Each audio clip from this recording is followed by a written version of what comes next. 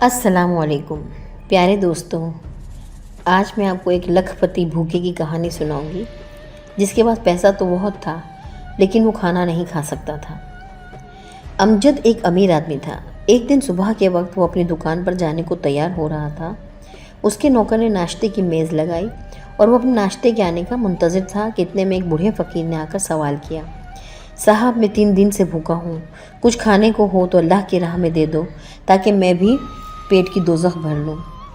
امجد نے نفرت سے کہا، احمق بوڑھے، یہ نان بائی کی دکان نہیں ہے۔ بوڑھے نے کہا، اچھا کچھ پیسے ہی دے دو تاکہ بازار سے روٹی خرید لوں۔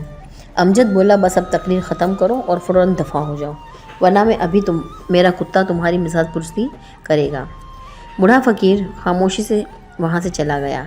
امجد جو ہی ناشتے کی میز پر ناشتہ کرنے کے لیے بیٹھا، اسے محسوس ہوا کہ دودھ، مکھن اور میوے وغیرہ سے تیل کی بو آ رہی ہے۔ اس نے ناشتہ چھوڑا اور ایک نوکر کو 1 بجے کھانا لانے کی تاکید کر کے دکان پر چلا گیا۔ 3 بج گئے مگر نوکر نہ آیا۔ امجد بھوک سے بیتاب ہو رہا تھا کہ اس کے ایک دوست نے آ کر کہا، آپ کا نوکر کھانا لے کر آ رہا تھا کہ میری گاڑی سے ٹکرا گیا۔ کھانا تو برتنوں سمیت ہی گرا تھا، مگر افسوس کہ نوکر کو بھی کافی چوٹ آئی۔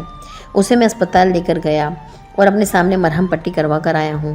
ڈاکٹر نے بتایا کہ چند روز میں اچھا ہو جائے گا۔ اس حادثے کے لیے میں آپ سے معافی چاہتا ہوں۔ امجد اپنے دوست کو رخصت کر کے اپنے مکان پر آ گیا اور باورچی کو رات کا کھانا تیار کرنے کا حکم دیا۔ باورچی نے حکم کی تعمیل کی، کھانا تیار ہو گیا۔ باورچی تھوڑی دیر بعد آیا اور سر جھکا کر عرض کی، میں کھانا پکا کر کسی کام سے باہر نکلا تھا، واپس آ کر جو دیکھتا ہوں کہ آپ کے کتے نے اس میں منہ ڈال دیا۔ صاحب سخت جھنجھلائے، مگر کیا کر سکتے تھے؟ انہوں نے بازار سے پھل منگوائے مگر وہ بھی بدبودار محسوس ہوئے۔ ناچار بھوکا رہنا پڑا، اسی حالت میں سو گئے۔ دوسرے دن صبح چائے تیار ہوئی تو اس کی بھی وہی حالت تھی اور دوپہر کا کھانا بھی کسی وجہ سے برباد ہو گیا۔ جب یہ واقعات مسلسل ہوتے رہے تو امجد سوچنے پر مجبور ہو گیا کہ ہو نہ ہو یہ اسی بوڑھے کی بددعا ہے۔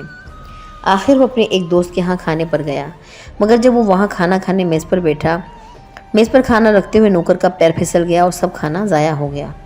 امجد شرمندہ ہو کر یہ کہتا ہوا اٹھ گیا کہ میں اپنی بدقسمتی تمہیں شریک نہیں کرنا چاہتا۔ یہ دوسری رات تھی جو اسے بھوکے ہی سونی پڑی۔ تیسری صبح بھوک کے مارے اس کی حالت خراب ہو رہی تھی اور وہ حیران بیٹھا سوچ رہا تھا کہ کیا کروں اور کیا نہ کروں کہ اتنے میں اسے بوڑھی فقیر کا ادھر سے گزر ہوا۔ اس کی صدا نے اس کو جو ہی اس نے سنی، وہ فوراً اس کی طرف بھاگا اور اس کو اپنا سب حال بتایا۔ اس نے کہا، صاحب بے شک تمہاری بے رخی دیکھ کر میں نے پرسوں اللہ تعالیٰ سے دعا کی تھی کہ تیرا یہ دولت مند بندہ اس فاقے کی مصیبت کو نہیں جانتا جو تیرے بھوکے بندوں پر گزرتی ہے، اسے بھی یہ دکھا دے کہ بھوک کیا چیز ہوتی ہے۔ اس کے بعد مجھے ایک جگہ سے کچھ رقم مل گئے، مگر تمہیں اللہ تعالیٰ نے تمہارے غرور کا مزہ چکھا دیا۔ خیر اب تم میرے ساتھ چل کر کھانا کھاؤ، شاید اللہ تعالیٰ تمہارا قصور معاف کر دے۔ بوڑھے فقیر کی بات سن کر لکھپتی بھوکا فوراً اس کے ساتھ چل دیا اور اس کی جھونپڑی میں جا کر خوب پیٹ بھر کر کھانا کھایا اور عہد کیا کہ آئندہ میں کبھی کسی فقیر کا سوال رد نہ کروں گا، بلکہ اس نے فقیر کا ماہانہ وظیفہ بھی مقرر کر دیا۔